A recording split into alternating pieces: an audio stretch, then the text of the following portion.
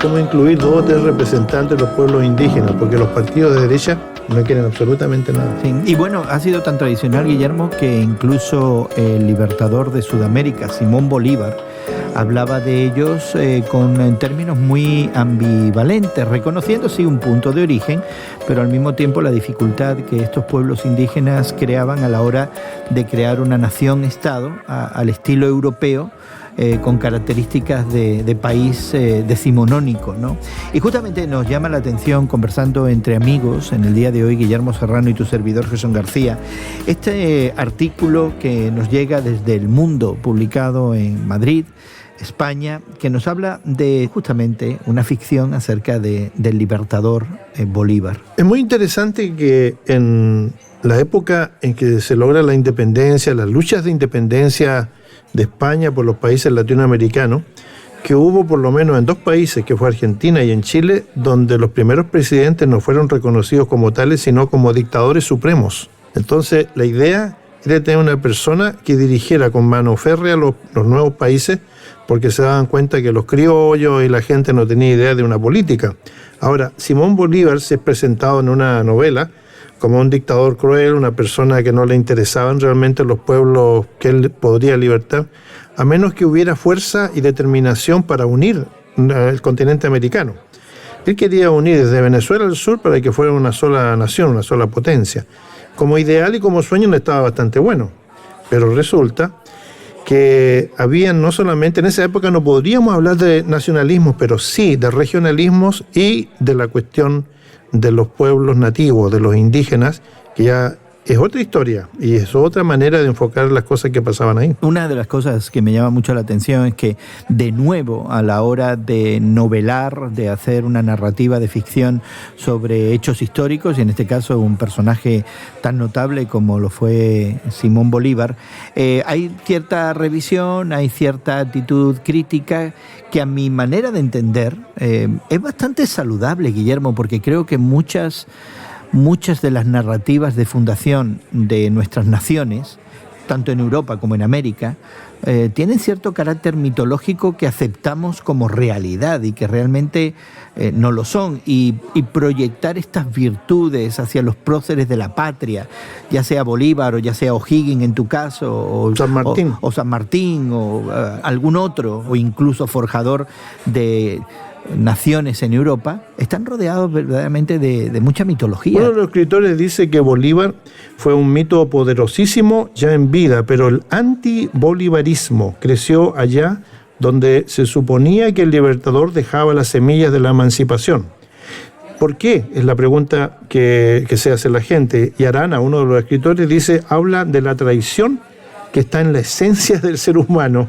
Dice, Victoria Arana defiende que esa emancipación era falsa y que aquellos que desafiaron al libertador estaban actuando en legítima defensa de sus intereses. Y yo me recuerdo de un escritor chileno que hablaba de los chilenos como ladinos y maliciosos, que siempre están pensando en la traición. Yo me sentí reflejado, ¿eh?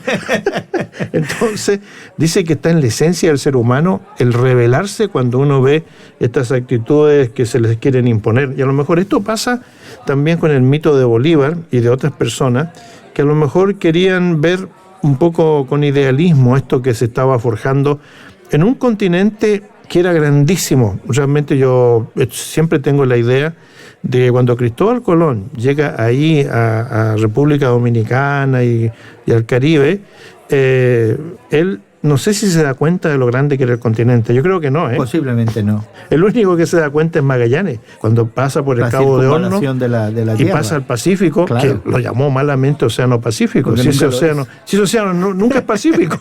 Pero fíjate que me llama mucho la atención de nuevo esta idea de la mitificación del prócer, ¿no? Del que funda la nación, que no es una lectura que se hace inmediatamente, es una lectura que se depura con el paso del tiempo. Es decir, nosotros ahora vemos a esa figura exaltada, idealizada, llena de valores humanos, cuando en realidad sí era la competencia de intereses de hombres fuertes en todo el continente, desde los Estados Unidos hasta el la sur, Patagonia. hasta la Patagonia. Realmente no había aquí un ideal patrio, un sentimiento de exaltación, no había una identidad, simplemente había una ambición de colectar el usufructo de lo que daba la tierra, de lo que producía la minería, de las cosechas y del beneficio que hasta ese momento estaba en manos de una potencia foránea, pero no hay este sentido de crear patria, de defender la patria. Realmente hay un sentido de apropiación de algo que creemos por derecho ser nuestro.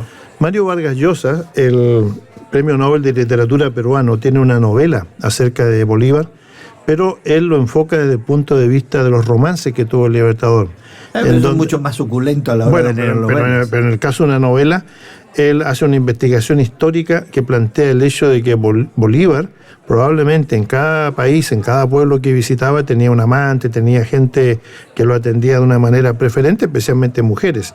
Me llamó mucho la atención esa novela cuando la leí, pero en el fondo, conociendo un poco la literatura de Vargas Llosa, no me sorprende porque él va por ese camino, el camino de la cuestión personal más que otra cosa. Pero estas novelas son distintas, tratan de hablar un poco acerca del mito y de la persona que realmente fue el libertador, a quien se le reconoce el mérito de haber soñado con lo que él llamaba la casa grande, el país grande, porque para él no había divisiones. Las divisiones vinieron después por cuestiones nacionalistas y de conveniencia. Alguien ha dicho que los primeros nacionalistas fueron las empresas europeas que llegaron a América en general y que defendieron un nacionalismo para defender sus intereses. No era una cuestión de defender límites por sí mismos, sino donde las empresas estaban. Nosotros en Chile tenemos la experiencia de las mineras salitreras, que en su momento el salitre, este tipo de abono natural, era el que se exportaba a todo el mundo, y las grandes compañías alemanas e inglesas prácticamente fueron las que fundaron todo lo que son las provincias nortinas, que en su momento eran bolivianas, después fueron chilenas, algunas peruanas, y realmente no había un límite geográfico, pero había un límite económico. Y a pesar de toda esa historia, Guillermo, ¿por qué nos cae tan mal que se cuestionen los orígenes míticos de nuestra identidad nacional? Que se cuestione realmente que no había tan altos ideales y que eran cuestiones mucho más pragmáticas que tenían que ver con un corazón entenebrecido y ambicioso. Bueno, yo creo que nos identifican en un sentido con esa forma de, yo diría, inconsistencia y también de búsqueda de algo más que está en todo ser humano, alguna interpretación de la realidad y de la verdad como debería ser y no como nos la han contado. Estamos viviendo una época en que se revisa todo, la historia, los mitos, la cuestión religiosa, todo está en la mesa para ser discutido y analizado. Y yo creo que cada uno de nosotros se siente participante en este análisis. Es por eso que yo le doy la bienvenida a este tipo de libros que realmente exploran otras ideas, muchos de ellos con documentos, o sea, están fundados en investigaciones que llevan a la gente a hacer una novela que tiene mucho de ficción, pero también mucho de historicidad. Y pienso yo que vale la pena adentrarse en esto para poder entender realmente quiénes somos y por qué actuamos como actuamos. Yo pienso que en el fondo esa es la idea que tenemos todos cuando leemos este tipo de literatura. El Evangelio nos informa realmente de la condición humana y creo que presenta una visión muy ajustada con la que no solamente identificamos a otros, que es nuestra preferencia, pero que a veces nos identifica a nosotros mismos. Nos ayuda de alguna manera este entendimiento que el Evangelio trae a entender lo que, por ejemplo, estas dos novelas que se han escrito sobre Simón Bolívar presentan, que es esta ambigüedad innata en el ser humano, donde pudiéramos encontrar algo de bueno y algo de malo. Hay algún pasaje en los evangelios que siempre me ha llamado la atención, y que es cuando Jesucristo declara que Él ha venido de arriba para dar a conocer a la humanidad al Padre, por lo menos a los seguidores de esa época. Esa era su misión. Y desde el mismo momento que Él hace esa declaración, comienza la hostilidad y comienza también la persecución contra Él. Es decir, viene una persona extraordinariamente única, declara que viene de Dios para dar a conocer su voluntad, y la reacción normal del ser humano es de rechazo, de no creer y de no aceptar ese tipo de revelación, que es la lucha que hoy día se da en el campo de las ideas, ¿no? Somos libres pensadores, podemos pensar como queramos, pero cuando hablamos de la cuestión religiosa, es tu opinión y esta es mi opinión. Pero aceptar una opinión revelada como nosotros creemos que está en la Biblia, se le hace muy difícil al ser humano. Ahora me has hecho acordar de un amigo que yo tenía en España que se presentaba con sus tarjetas de visita, no poniendo la profesión a la que se dedicaba, que es lo que hacemos muchos de nosotros. A la hora de presentarnos decimos qué ocupación tenemos y a qué nos dedicamos.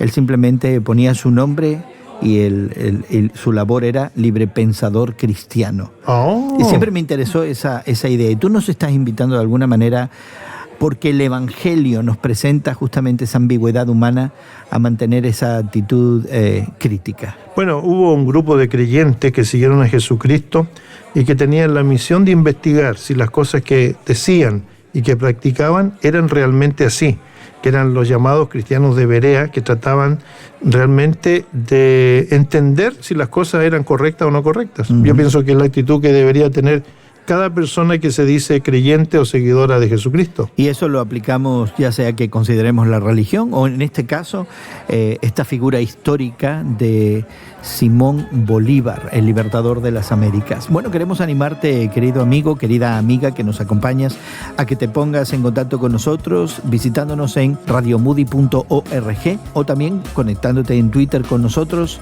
en tus temas de hoy en Twitter.